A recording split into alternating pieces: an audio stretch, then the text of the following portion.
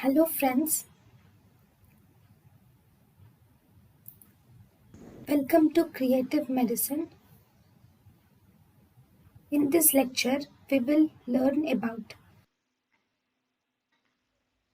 Cylinders. First, source.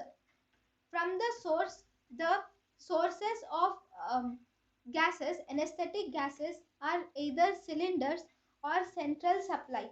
From the cylinders or central supply, the gas goes to the anesthesia machine.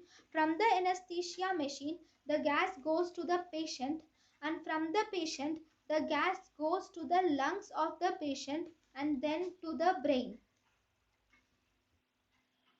So here we should learn about the source, anesthesia machine, and the patient and lungs, and how the anesthesia will act over the patient in detail. thank you and thank you for watching.